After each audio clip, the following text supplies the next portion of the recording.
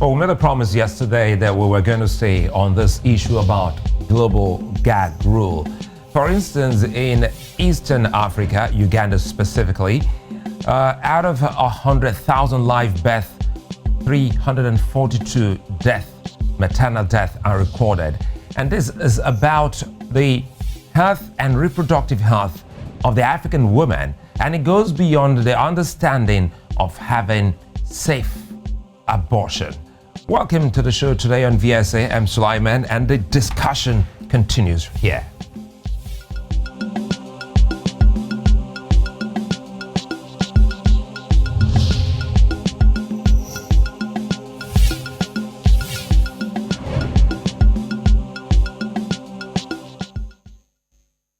You know, the global gag has denied African women of their reproductive choices, causing a chilling effect on many. Women and girls on the continent have been denied contraceptives and abortion, even when their health is not in the best state. Keep in mind that we have some, pro-life group in all of this argument, but many times these women are forced to get abortions which are unsafe in the absence of resources. Now, 37% of these abortions leads to severe complications.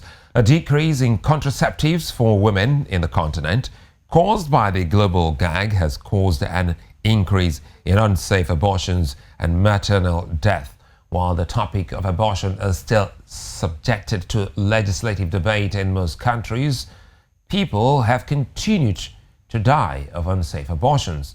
The intention of the global gag has been queried as African women have resorted to less safe options in the absence of resources and the limitations of poverty. The health of girl child is threatened in at least 50 African countries, and there are still millions of unintended pregnancies. Now, joining me to discuss the global gag today are two women. Evelyn Odambo, who is a youth coordinator, Reproductive Health Network Kenya, and Olabukola Buki, for short, Williams. She's the Executive Director of Education as a Vaccine. I love that. Well, anyway, good to have both of you join us on the program this evening. Let me start from Nairobi, Kenya. And, looking at what's been happening, you would agree that the impact of the global gag on sexual reproductive health in Africa is huge. Now, how have NGOs and others coped with the lack of access to funds? Thank you very much for inviting me for this great conversation on how the GGR, the global gag rule, has actually affected provision of services and information in terms of sexual reproductive health and rights.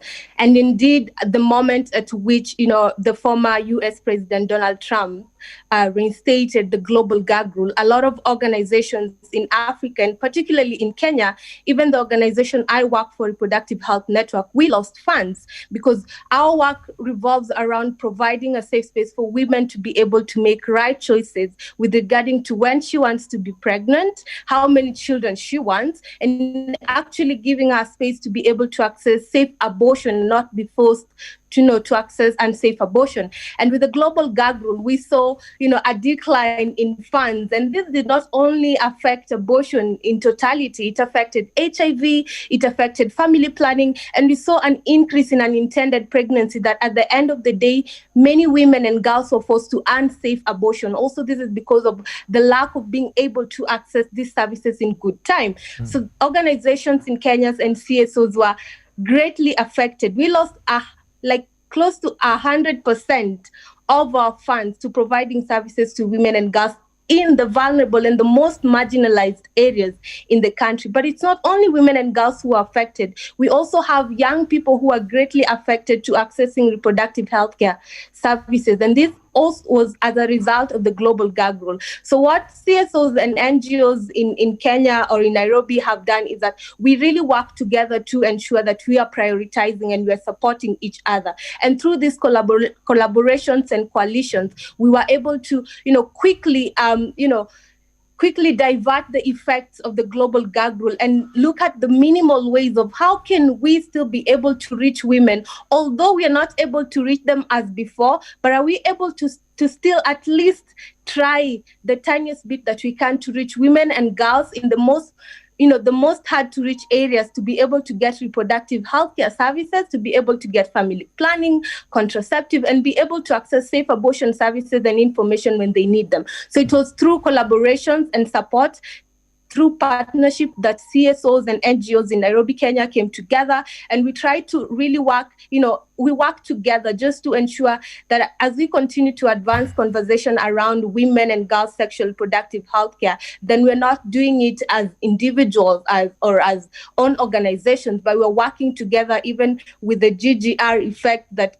greatly affected our service provision to women and girls. For instance, in a year, we could reach close to 300,000 women with a grassroots conversation. But now in 2 years, you're only able to reach 150,000 women in Kenya. And that is all resulted to the GGR effects that led to a loss of funds to many organizations. Well, we'll come back to you, Evelyn, because quite a number of issues you've touched on. Well, not surprised, you are of the Reproductive Health Network in Kenya. Buki, tell us, I like your group. Education as a vaccine. Let's start from there. Tell us more about what you do. Okay, so education, thank you for having me, first of all. Education as a Vaccine, we are a nonprofit organization here in Nigeria, and we work to advance the right to health, specifically sexual and reproductive health, and rights of adolescents and young people, as well as their freedom from violence. And so we do it in 3 ways. Like you said, we really want to increase access to information and services for young people. So one, we build their capacities to be able to advocate for themselves to get access to this information and the services. 2, we ensure that they're able to access youth-friendly services, either by advocating to the government or by providing it through our programs. And 3, by influencing policies, because we know a lot of the work that is done, services that are provided, it starts from the policy that the government put in place to be able to ensure that they're able to access it. So that's literally what we do. Yesterday, the conversation around global gag rules started here on, News Central. And quite frankly, we had a great conversation from, your colleagues and women in Eastern Africa and Southern Africa. Now, Nigeria is west of Africa. Tell us how this has been of an impact for people living, especially in Nigeria. Yes, I think it's really important to note that the global gag rule, and I think that's what my colleague from Kenya really described, it had a chilling effect. And that's what everyone keeps saying. And that's what we saw, that it had a chilling effect. I think it's important to note that unlike Kenya, Nigeria actually has restrictive laws around abortion. So in order to access abortion, according to the law, the life of the mother has to be at risk.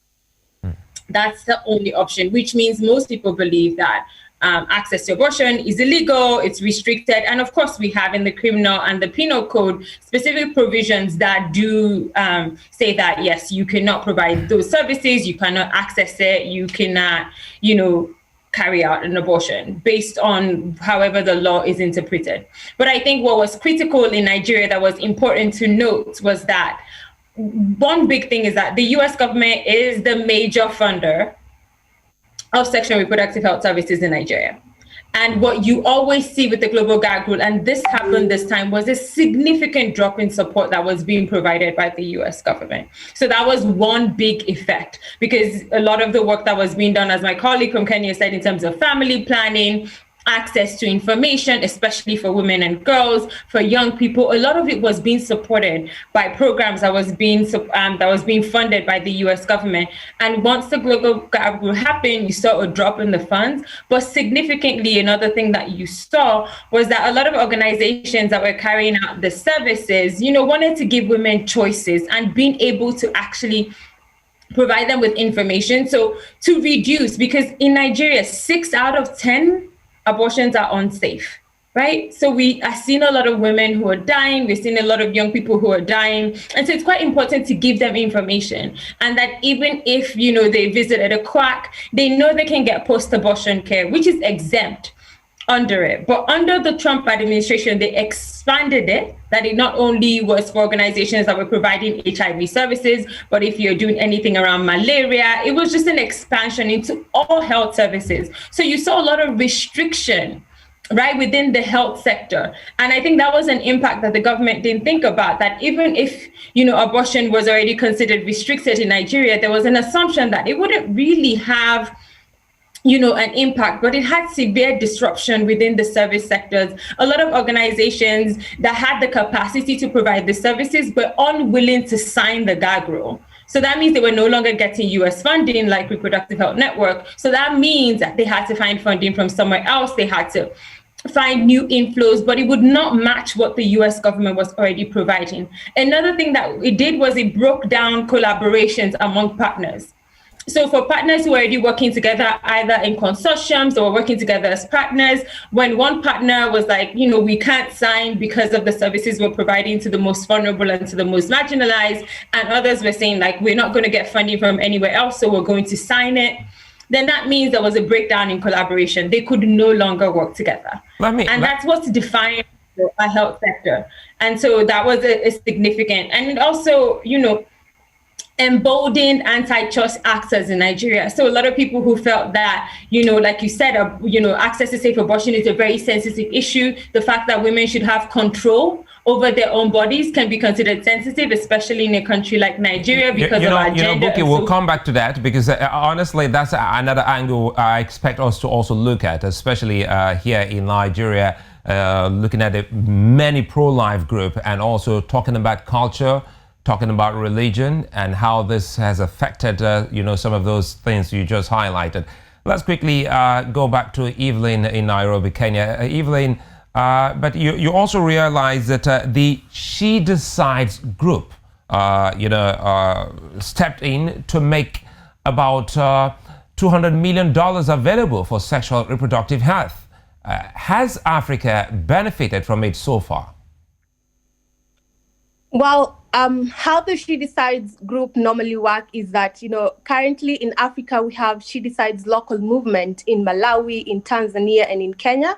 So these are local movements from the global She Decides team that actually is able to look into issues that women and girls are facing, because we all have to agree that African women and girls are facing unique issues when it comes to sexual reproductive health and rights, when it comes to accessibility of services, when it comes to accessibility of information.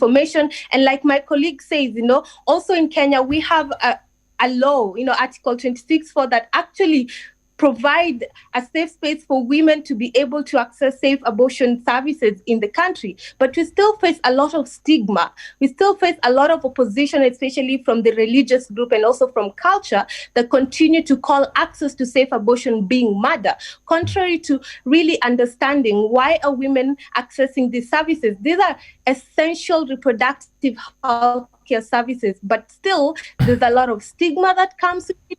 There's a lot of violence that comes with it. There's a lot of discrimination that comes with it. And that is what continue to force women and girls to unsafe abortion services. In Kenya, we lose 7 women every single day to backstreet abortions. It's like we're giving quack doctors the leeway to take away lives of women when we critically know that these are lives that would have been protected. These are lives that would have been actually saved if we give women the opportunity to access safe abortion services. So like in Kenya, we have the She Decides movement, and we are really, lucky as the Reproductive Health Network to actually be the organization that hosts the Kenya Decide.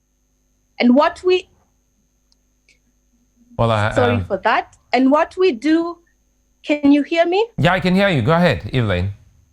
Great, thank you. We host the She Decides Kenya movement, and with the advocacy that goes around it and just working together, with the different civil society organizations that actually also believe in the bodily autonomy and the power of a woman to be able to decide to make that critical choice for ourselves, making choices regarding her body, her future, and life. And with the She Decides platform, we've been able to, go onto the grassroots women, do advocacy to also be able to tell them what does the Constitution really says in terms of access to safe abortion services for you as a woman in Kenya. What does it contain? What are the rights that are there in the Constitution in terms of you being able to fundamentally enjoy your right to accessing quality and the highest standard of sexual reproductive health services in the country? So we do advocacy, and that is also with support of the She Decides, which for me, I would say, with the wings that they have in the different African countries and the localization of the movement in its own, working together have really also helped to amplify and also help to, bring in spaces for women to know more about, having their own rights, for women to know how can I access services, where can I access the services, and that's what the She Decides global movement continues to do. But then at the end of the day, we have to come back and say, well, women in Kenya and women in Nigeria, they are facing different reproductive healthcare systems, and whatever challenge that a Nigerian woman is facing in terms of accessing critical services, even during emergencies, are totally different from what women in Kenya are facing. So localizing the movement and bringing in the power of partnership and coalition, the power of individuals who believe in women's right to make this decision has been one key thing that has really helped us as an organization, but also as the host of the movement, to ensure that we are getting deep to the marginalized and vulnerable women and girls in our community and be able to give them these services. At the same time, give them the power to stand up, speak out, and hold the government accountable, because we need to start holding African leaders accountable in terms of health. If they agreed to the 15% Abuja Declaration on Health, they must start implementing that. If the country cannot be able to, fund or give allocations for sexual reproductive health and rights, then we have to be able to hold our governments accountable and ensure that they're actually, aligning with their promises, and they're actually keying into what they're promised women and girls, because we voted for the Constitution, we continue to vote for the laws in this country, and we must hold our leaders accountable to ensure, even as we continue to face global challenges nationally, in the African content, we must be able to save the lives of women and girls so that we do not let them die from unsafe abortions. Let me comment here quickly. I go to Buki. Listening to Evelyn, one thing that readily comes to mind is that, there's a nexus, a connection between, the women in Nigeria and those in Eastern Africa. Everyone is going through the same pain, the same, issues that is being addressed now. As someone who is trying to educate people, tell us, have you been able to reach out to especially these two key groups, the religious groups, as well as those who are maybe in charge of making laws in Nigeria? Yeah, I would say that definitely. Those are, as we call them in the NGO world, those are our key stakeholders, right? Apart from the fact that we work very closely with adolescents and young people, we know that we have to deal with who makes the policies, basically who holds power in our society, and who makes those decisions, who are the decision makers, who are the influencers, right? Who are the trusted individuals that people look up to for information, for the norms that we have in society. And so those are critical people that we look to. But I'll be honest that it's easier to talk to them at the community level, especially the religious leaders, because then it's very clear, because you can point to what's happening in the communities. So when we're talking to them about young women and men who are facing sexual and reproductive health difficulties in their communities, and letting them know that they have a critical role to play, because when you look at, when we think of young people, we start to think of, media, technology, they're being influenced by their peers. But various research will tell you that a young person will most likely look to their parents or a trusted adult in their life for information first, before they go to their peers, before they go to the media. And so we must educate their parents, the church leaders, because those are who they would share their concerns with if they have questions about puberty, about issues having to do with feelings, body changes, all of those things. So those are critical people who we are constantly going into communities to talk to them, to provide them with the tools, because often parents want to shy away from it, or religious leaders feel like we can't have this conversation. So it's really important for us to educate them, to help them understand that actually the biggest issue is trust. So if you can get them to trust you, if you don't judge them and you keep their confidence, young people will come talk to you and tell you what the issues are. And if you give them accurate, age-appropriate information, then they will know that you're telling them the truth. So if they have issues next time, they will come talk to you, and they're less likely to face violence. Because we know a lot of young women who are getting safe abortion, it's often because they are in relationship with men who are much older than them, and who they don't have equal power dynamics, in which they can't advocate for their access to either condom use or even to the ability to say, no, I don't feel like it, I'm not ready. They're not able to say that. But if they know that they can go to their parents and be like, this is what is happening, I really want to be able to say no, then their parents can help them, can support them, can coach them in doing that. Or if they on their own want to make a choice, like I would like to use a condom, they know where to go and get it. They know how to use it properly and consistently to protect themselves, not just from pregnancy, but from STIs as well. So those are the critical things where we support community leaders, including religious leaders, to be able to have those conversations and do it in a way that's not judgmental. And then for the policymakers, we constantly, that's why we build the capacity of young people to advocate, because when policymakers hear directly from the young people, not from us as an organization to say that, look, this is what is happening in my community. I'm already sexually active, or I actually want to be able to protect myself, or I just want more information about what's going on with my body, and things like that. So it's very critical for policymakers to hear that, so we can talk about expanding sexuality education, right? To be able to understand it. We can talk about putting policy in place so we can have youth-friendly centers in hospitals. Because if you're sending young people and adults to the same hospitals, often health workers don't know the difference between talking to a young person or talking to an adult. When they see a young person, they immediately think, that's my child. Instead of being able to say, no, this young person is coming to me as a client, and I must treat them as a client. Buki, allow me come in here, Buki. I think we'll take a moment. When we come back, we'll speak pretty much more on what you've just, highlighted, seeing how we can actually stretch this education, this awareness, and see how it's catching on in Nigeria. And of course, we also must throw in the pro-life argument, irrespective of what we're dealing with at the moment. Is germane that we also look at that. And we'll be looking at what's happening in Zimbabwe and Kenya, Malawi, as to sponsoring of bills that give women better reproductive liberty. That's when we return.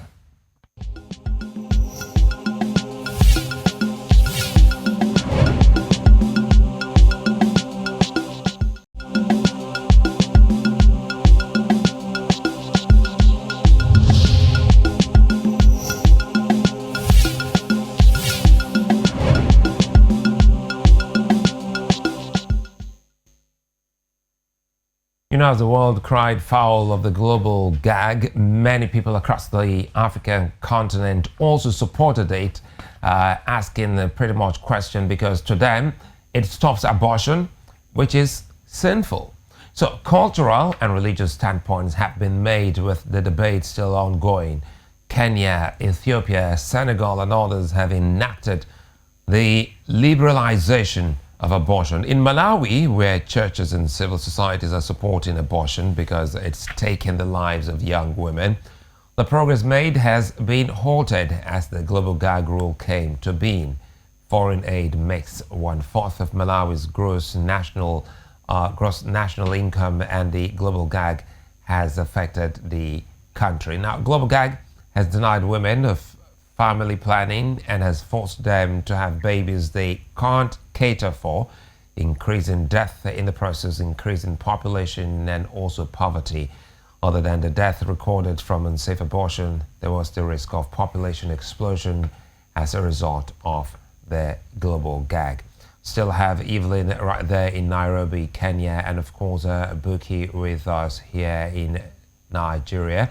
And ladies, good to know that you guys are still very much with us. Now quickly, let me start with Evelyn. Evelyn, recall that recently we've seen nations like Zimbabwe, Kenya, Malawi sponsor bills in that regard to give women better reproductive health. How far has that gone, with those countries' effort? Well, I think with the GGR, a lot of African countries have been limited to giving women quality care and quality provision, and this is because an organization you are either to decide to sign the global gag rule and not be able to provide other essential reproductive healthcare services like safe abortion, or not sign the global gag rule and face to get US funding for you to continue your work with women and girls in the community. And this did not just compromise access to safe abortion, it compromised quality of care and quality of service globally. And it also led to an increase of unintended pregnancy, which at the end of the day results to unsafe abortions in the community. The marginalized community like the LGBTQ community, which also continue to face a lot of stigma and discrimination from within our community, even within our families, also were limited to accessing HIV treatment and care because of lack of funding, perhaps for those organizations to quickly respond to their needs whenever they need them. And with countries like Malawi and how access to safe abortion continue to be a very hot topic and a controversial topic that brings in the aspect of it being religionized or it being given a religion kind of face. I mean, we should stop looking at access to quality care and quality reproductive health care with a religious aspect and start looking at the reality of individuals who are actually limited to accessing these services and what are the risks and the threats they are facing when it comes to us denying them services because of our cultures and religion, and perhaps the political space that continues to spur other people towards a different direction of that. If you allow them to access this service, then you are actually going against what we believe in. We should start looking at reproductive health care with an angle of human rights, because these are human rights. These are fundamental human rights for each and every individual to be able to access. And it's so unfortunate that we continue to deny women the right of enjoying this fundamental right, while we give others in the community the right to enjoy their other liberal right, like we may want to call them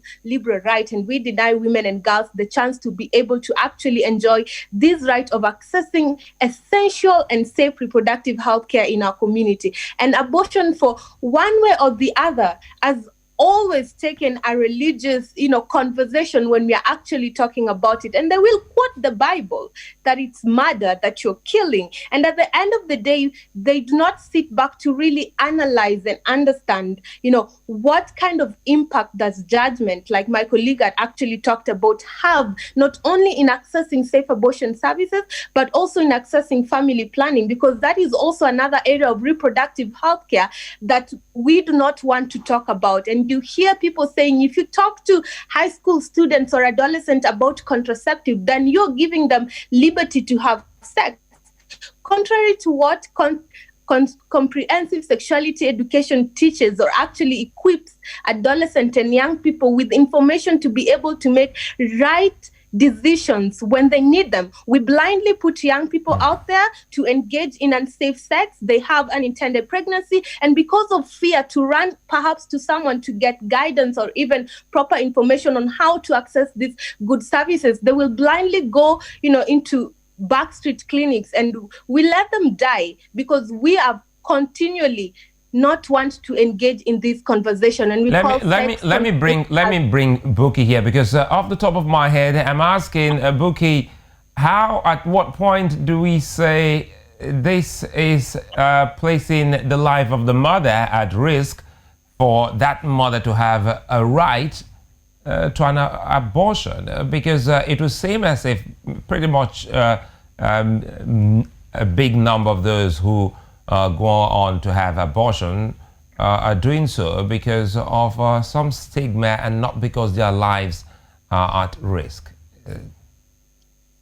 No, I think it's quite important to just talk about the fact that it starts from the understanding that we do not believe that women own their own bodies, right? We do not believe that women have the right to make decisions about their own bodies. And I think until we make that very clear linkage and how we reinforce that through religion and through culture, we won't actually see a change in this conversation. Sorry to come in here again. I'll let you continue. Does the fetus or the baby in the womb also have a right? So that's the conversation that's being had, because the thing about like it starts from conception. And, when we look at the science of it, I think it's quite important to say that, God also created science and helped us understand these issues.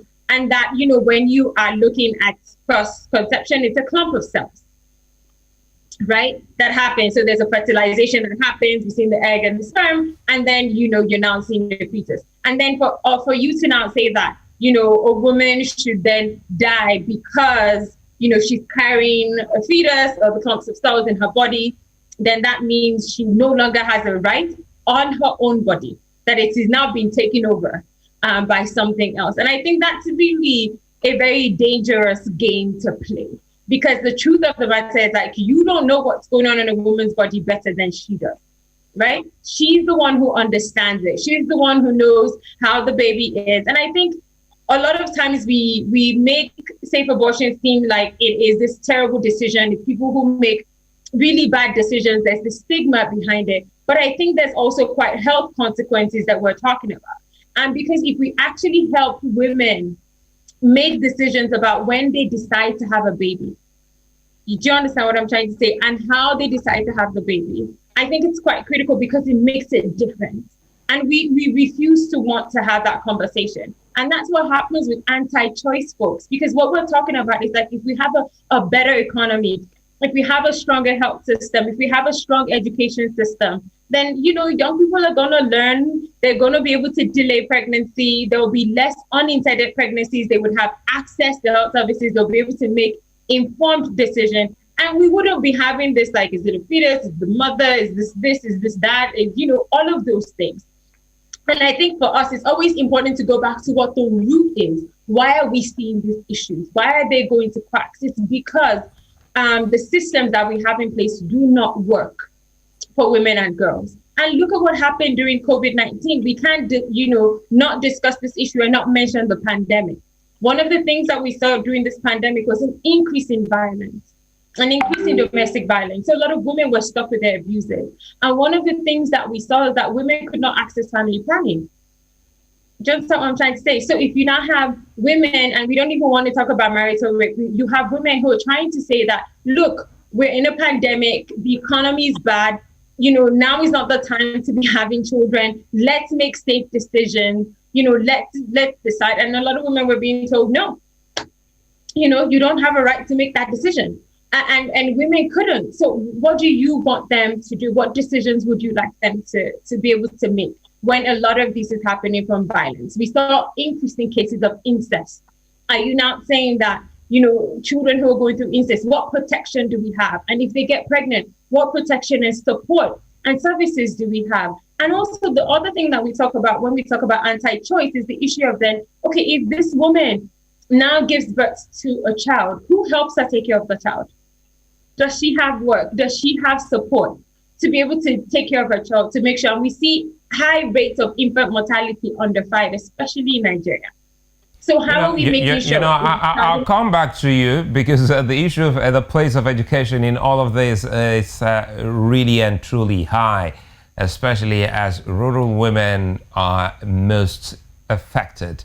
So Evelyn, listening to Buki, the argument, up in my head, varied. Now, listening to her, how can we streamline the argument, even when we talk about safe abortion, so that you can have people key into what the essence of female reproductive health, which is why this conversation is in the first place.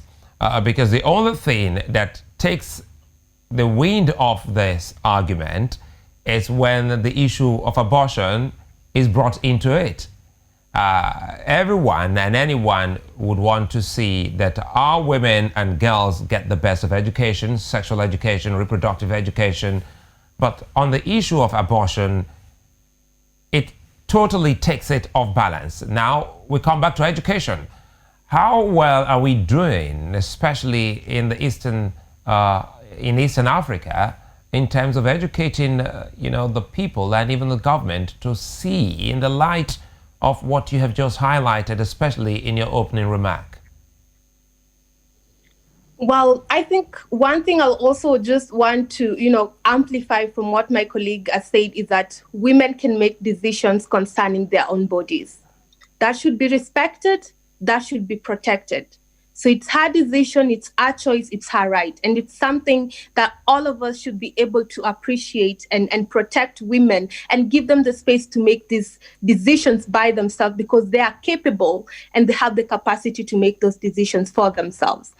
The other thing, I think, for the content of Kenya and what we've been doing, especially with civil society organizations just coming into the different coalition, is that we have meetings, and meetings with key stakeholders and even gatekeepers in the community, where we talk to them about sexual reproductive health and rights and why it's important for women, girls, and young people to access these services. We allow them to explore and to understand, why are we talking about even access to safe abortion? Why are we talking about access to contraceptives? These are the reasons why we need people in the community to understand, to appreciate, and to create a conducive environment where a woman can walk into a healthcare facility and not be judged or not be looked down upon, And in our public health facilities, most of them still are not really quite sure whether, if they provide essential services, especially safe abortion services, if it's going to bring other effects of perhaps being arrested or something. And this is because the Constitution has not been brought clear to the people to understand. This is because the Constitution has not been unpacked, especially on key articles that talks about access to reproductive services or access to safe abortion, has not been unpacked to people to really understand or been simplified to people. And what we do in partnership with other organizations is that we bring in legal experts who will break down the Constitution and what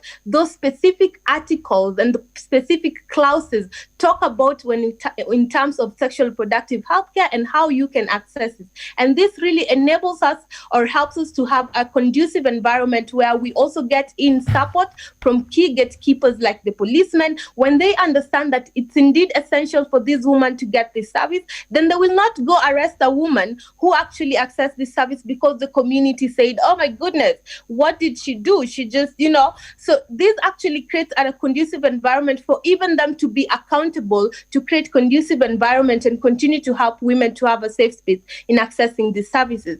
We also do hold dialogues. Let us communicate.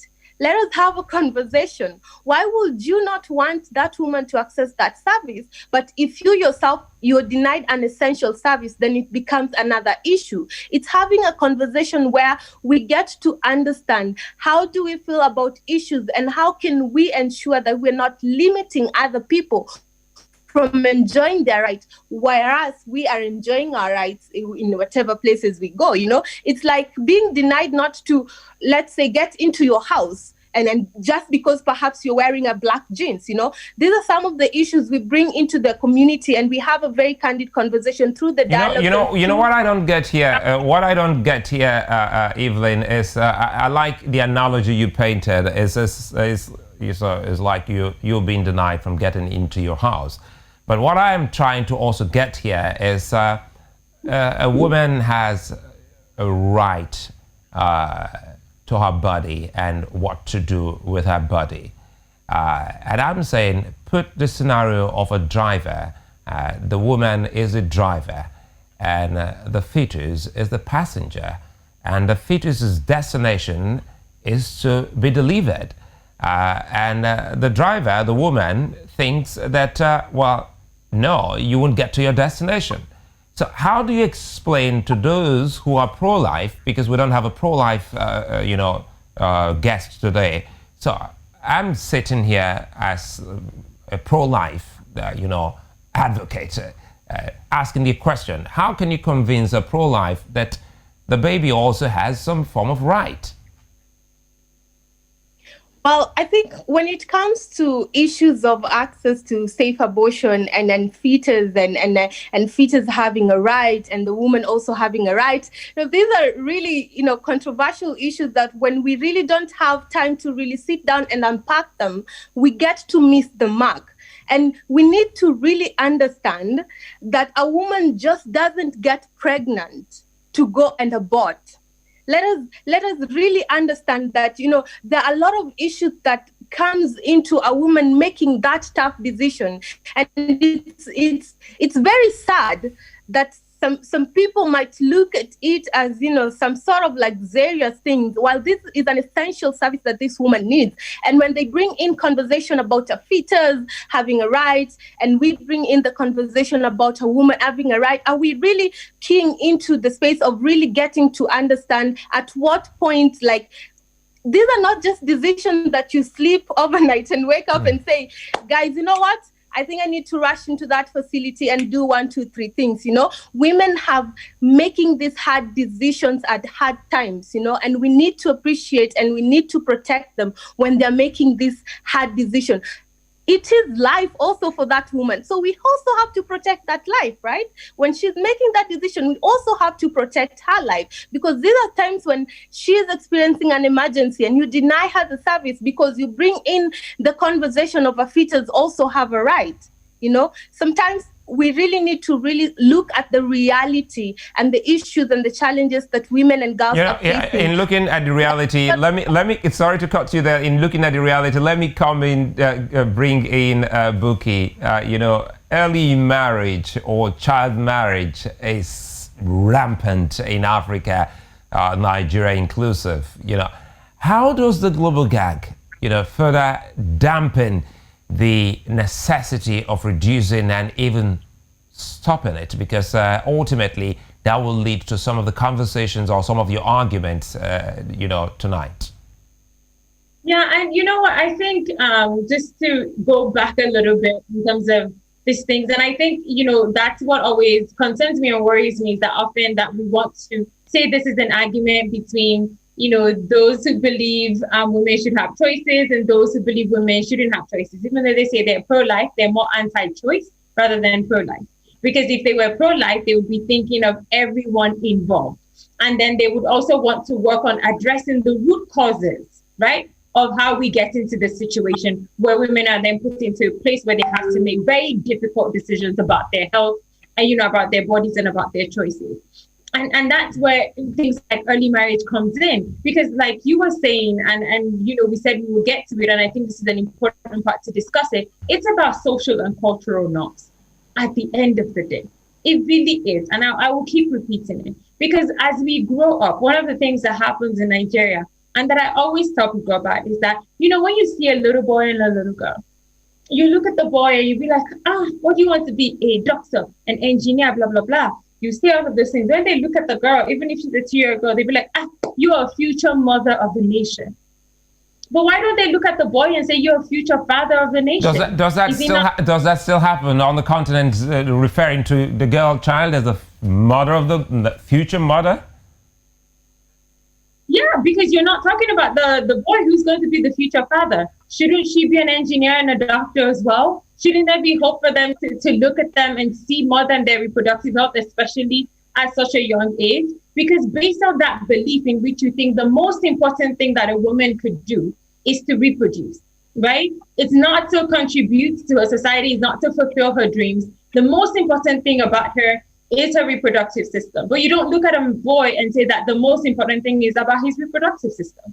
And why is that? Because we live in an unequal society. So if you start going on that basis, then you would look at it and be like, as soon as a girl gets her menstrual period, or as long as she's looking like a young woman, the first thing you need to do is take her out of school and marry her off, because you're worried that she's going to get pregnant. You're worried that schools is becoming too expensive. And at the end of the day, she's going to be just the mother anyway. She's going to be in the house. She's going to leave the family and go to somebody else's house. So why invest in the education? Even for those who invest in the education, you send your son to a private school and you send your daughter to public school. Why won't you send both of them to private school? It's because you believe that at the end of the day, all they are here for is to get married, is to have children. And you're not seeing them as entire human beings, right? Who have dreams, who want to do really great things, and also potentially want to be mothers. And can they make that decision if they want to be a mother or not? The same way you're giving the boy the liberty to decide if he wants to be a father or not. And so when you now also make that decision, you're also taking the choice away, in which a lot of girls don't get to decide who they're going to marry, or what age that they're going to marry. And one thing we've seen with young girls is like they're getting, you're marrying them off in forced marriage at 12, 13. They get pregnant, and we're seeing issues of obstetric fistula, right? Because their bodies are not ready to reproduce. And you see emergencies, and then, they get abandoned because you said they're smelling, they can't get access to healthcare. So these are all of these critical issues that are tied into it. So that's why it's important for me, the work that we do at the community level and with the policymakers, that, look, it's not about an argument of anti-choice or or pro-choice.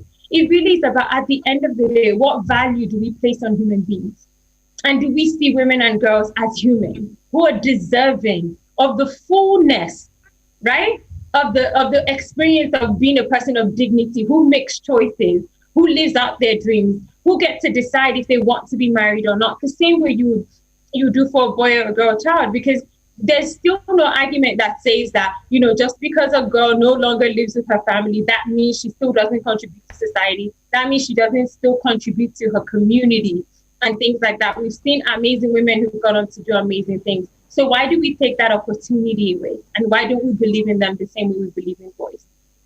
Basically, listening to you, this certainly is not the battle of sexes. And of course, every African, every human must give such equal opportunity for every child, irrespective of sexes, whether male or female. But again, Evelyn, as we close this, it would seem as if this whole argument about reproductive health, which is best and better, situated, hasn't actually been getting traction anytime the talk about abortion comes in. Now, in closing, let me start with you, Buki, before we go back to Nairobi, Kenya. In closing, how can we ensure that our conversation and the little things, especially, and the big work you're doing in your group, education as a vaccine, how can we ensure, if we can quickly do this in a minute, how can we ensure that we have a collaborative effort, on the continent to see that the girl child, the African woman, has the best of health and education going forward? Let me go with you, Buki, before we go to Evelyn and wrap this conversation up. Yeah, thank you. I think one of the biggest things that we have learned from this global gathering is that we need resources domestically, right? We need to invest in our health systems domestically. We did a little bit of a research on the global gathering with some consultants, and that's one of the things that came out really strongly, that, we saw the chilling effect. We saw the reducing support and funding for this very critical and important work. And what we need to do is we need to mobilize resources locally to be able to continue that work. So if the US decides not to give money anymore, the work will continue. It will not stop. We will continue to make sure we're pushing for change. We will continue to make sure we collaborate, from the government to civil society to faith actors to traditional leaders to schools. We will be able to continue to do that. We'll continue to strengthen our health system. So for me, that's one very critical part. The second part about it is that we need to be willing to have conversations and dialogues. And we need to start from the community level. We have to find ways to continue to learn and talk to each other, because the truth of the matter is, there's enough evidence that shows, that shows that if you invest in children, if you invest in boys, if you invest in girls, it is going to make your nation much stronger, a much dignified place, a more equal and just society. Let me bring in Evelyn here. I'm really running out of time. Evelyn, can you give us your closing moments here on VSA quickly, if we can do this in a minute?